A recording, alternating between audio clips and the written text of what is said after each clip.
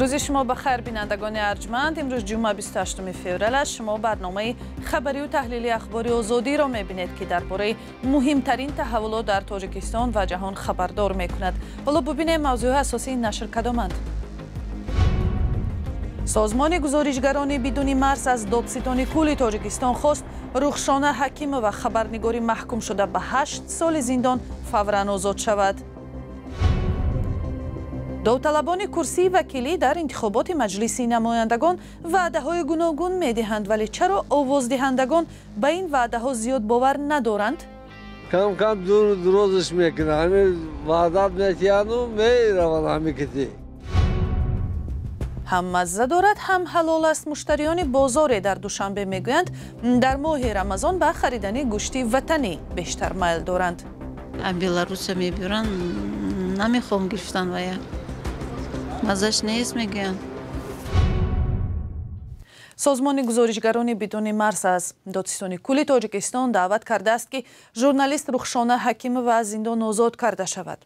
سازمان بین المللی حامی آزادی بیان در دعوت از حبیب الله واحدزاده حکیم وی 31 ساله را از قربانیان اخیر سرکوب‌ها در تاجیکستان در آستانه انتخابات پارلمانی روز 2 مارس نامیده است. خبرنگاری تاجیک روز 5 فوریه در دایره پرونده پرسر و صدای بحث برانگیز تبدلات با گناه خیانت به دولت به 8 سال زندان محکوم شد. خودش در دادگاه این اتهام را رد کرده است. یک سبب دیگری تنقید از قرار دادگاه این است که دادرس مادر 2 طفل نابالغ از جمله کودک شیرخوار 9 ماهه بودن حکیم و را نادیده گرفته است. پیوندانش میگویند بعد حبس او دربارش دیگر هیچ معلوماتی ندارند و باری هم با او وان نخوردند. یکی از نزدیکان رخشانه حکیم و گفت به دادگاه عالی شکایت کاساسیونی بردیم اما تا حال بررسی نشده است. در تاجیکستان روز 2 مارس انتخابات پارلمانی برگزار می شود. انتخاباتی که از نظر منعقدان بی رقابت و نتیجهش از پیش تعیین شده می نماید. خبرنگاران رادیوی آزادی تلاش کردند از نامزدها به وکیلی مجلس نمایندگان برنامه و وعده‌های انتخاباتی آنها را سوال کنند. در حال برخی واقعاً با دید مشخصه برای آینده کشور به انتخابات می روند، دیگرها ظاهراً وعده‌های می دهند که تا حال حکومت هم آنها را نتوانست پورا اجرا کند.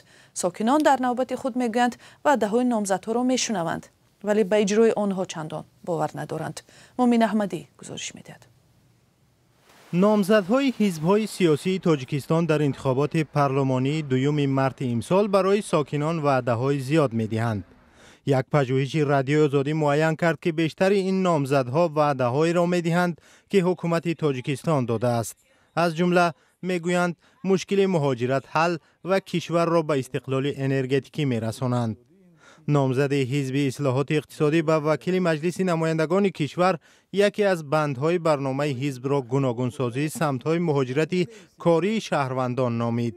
باید یکم دیورسیفیکاسی مهاجرت تامین کرده شد، نه فقط به روسیه قزاقستان بلکه به اروپا، دولت‌های عرب و دیگه که در اونجا حاضر رشد اقتصادیات آنها خیلی صورتی کلان دارد. داوطلب کرسی وکیل مجلس نمایندگان از حزب دموکرات در برآمد تلویزیونیش وعده داده است که در صورت پیروزی مردم را با برق دائمی تامین خواهند کرد.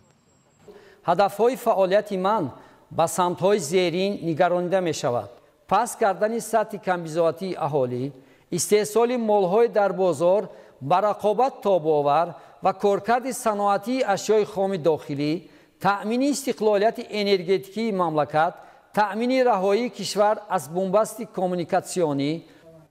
در عرصه انتخابات پارلمانی و مجلس‌های محلی در تاجیکستان وعده‌های نامزدها و وکیلان آینده بحث برانگیز می شود و نه همه به اجرایی شدن آنها باور میکنند. تا حال من در یگام جا ندیدم که دپوتات انتخاب شده باشد که توانسته باشد از روی قانون یعنی تأثیر گذارد بالای این اون مسئله هایی که مسئله اجتماعی که در نزد مردم هست.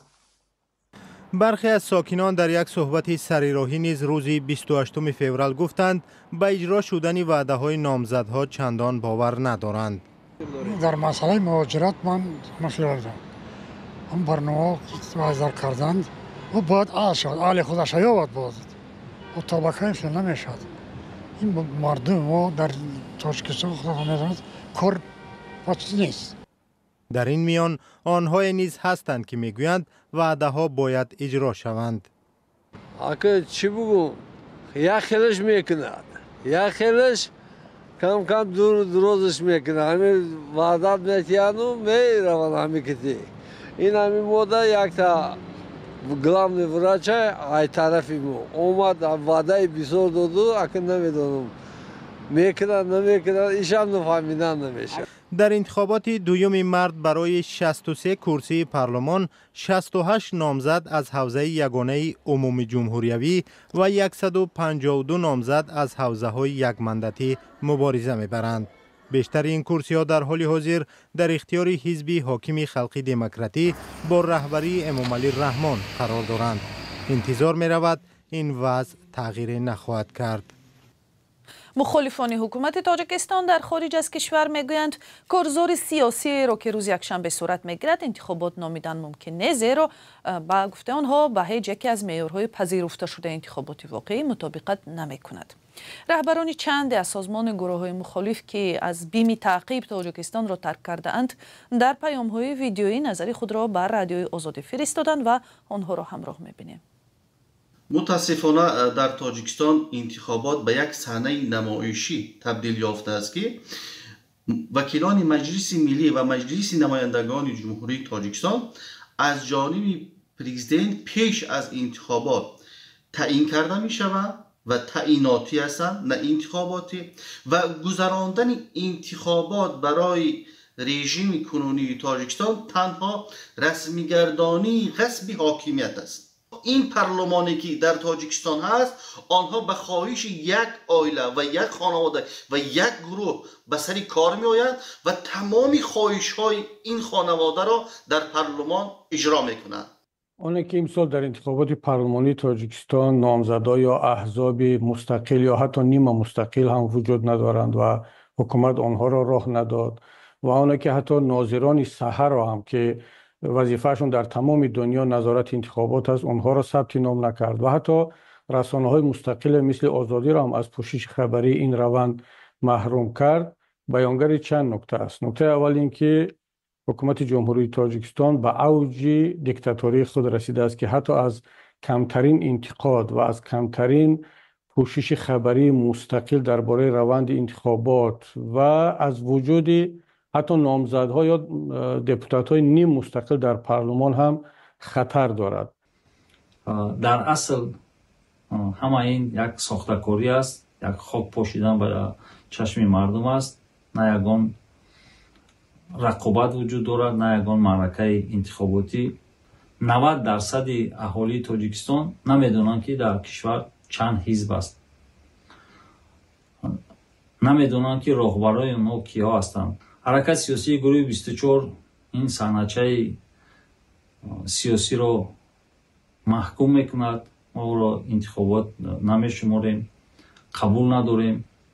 همچنین در طول زیاده از 30 سالی حکمرانی این رژیم یگان بار در کشور انتخاباتی شفاف و آزاد و دموکراتی نگذشته است. شهروندان حقوق دارند در اداره کارهای دولتی مستقیما یا توسط نمایندگان خود اشتراک نمایند. اما واقعیت چیست؟ حتی نامزدهای نیم مستقل ثبت نام نشده‌اند. چرا؟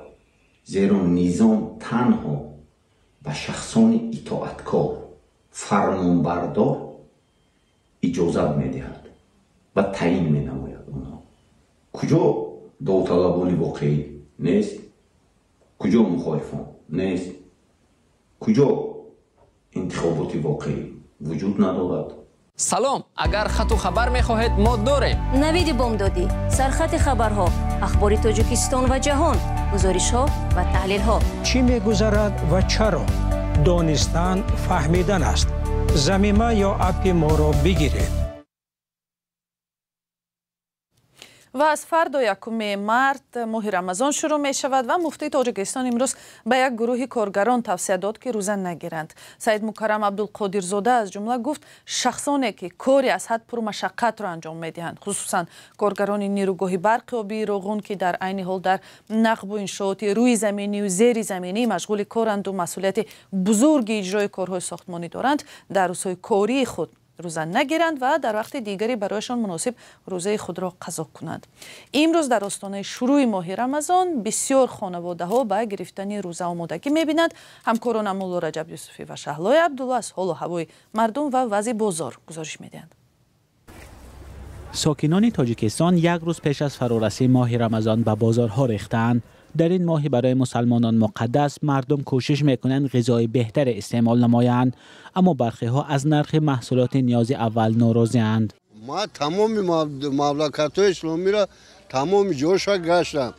در ماه شریف رمضان مثال بسیار مملکت‌های مسلمانی را نرخ نوا به حد ارزان میشد.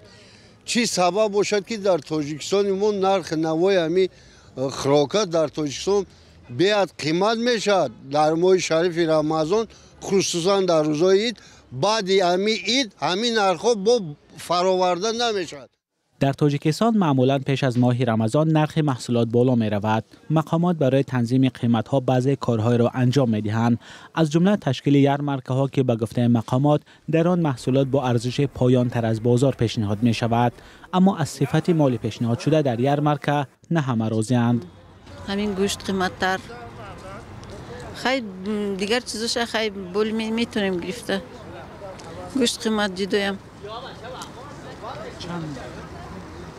ما گوشتی همین 90 چند صبحش میگیریم، ارزون وایش نمیگیریم. گوشت 70 سومانه چه از بلاروس؟ بلاروس میبرن، نمیخوام گرفتن ویا، مزش نیست میگن. خودداری بعضی ساکنان از خریدن گوشت بلاروس در آن است که مردم به شیوه ذبح چاروا شبهه دارند. طبق تعلیمات دین اسلام مسلمانان تنها گوشت را استعمال میکنند که در وقت ذبح نام خدا برده شود. مسئولین اداره تاجیک استاندارد پیشتر گفته بودند گوشتی که از بلاروس میآورند بی خطر است. مشاهده خبرنگاران رادیوی آزادی در بازارهای دوشنبه نشان داد که در آستانه ماه رمضان اساساً نرخ روغن آفتاب پرست کمی بالا رفته است. حالا ارزش 5 لیتر آن تا 105-108 سامان ارزش دارد که نظر به یک هفته پیش 5-8 سامانی گرانتر است. نرخ میوه هم به گفته ساکنان گران است. شود چنین ضرورت میگیریم. مثلا چی دارد دسترخوانتان که؟ خیلی میوه در کارش میوه میگیریم کم و کم. یگان چیزی ضروری در کار باشد. خیلی با در رمضان خیلی با بسیارتر کوشش میکنیم که هم خوراکای ناس دریافت کنیم بگیریم برای. همین از حکومت جمهوری میبینیم که طلب میکنیم که یک همین نرخ‌ها را یک با تنظیم بدارند. انصاف هم در کار. برای معاشی که معلم میتن 600-700 سوم این 1 کیلو گوشت بخره، یک قبچار بخره، زندگی چقدر پیش میاد. بجز از نرخ گران محصولات، ساکنان تاجیکستان در ماه رمضان مشکل کمبود برق هم دارند. طبق جدول شبکه‌های تقسیمات برق، ساکنان در منطقه‌های تاجیکستان از ساعت 5 تا 8 صبح و از 18 تا 22 شب برق می‌گیرند. در شبکه‌های تقسیمات برق گفتند فعلا در جدول انتقال برق یگان تغییرات در نظر نیست. امسال ماه رمضان 1 مارت فرا رسیده تا 30 مارت ادامه می‌کند. طبق شریعت دین اسلام مسلمانان سالم در این ماه باید روزه بگیرند. مولا رجب یوسفی، شهلای عبدالله، آزادی، دوشنبه. و برنامه در همین جا به آخر می رسد. سپاس که آن را تماشا کردید. خبر و گزارش های بیشتر را درباره حادثه های تاجیکستان و جهان همیشه می توانید در سامانه رادیوی آزادی azadi.org و صحیفه های رادیوی آزادی در فیسبوک و اینستاگرام، ایکس و تلگرام، تیک تاک و یوتیوب دسترس کنید. بر رادیوی آزادی فرستادن خبر و ویدیوهای مهم و جالب از حادثه های تاجیکستان را فراموش نکنید. تلفن ها در صحیفه های ما در شبکه های اجتماعی هم هستند. خدا نگهبان شما.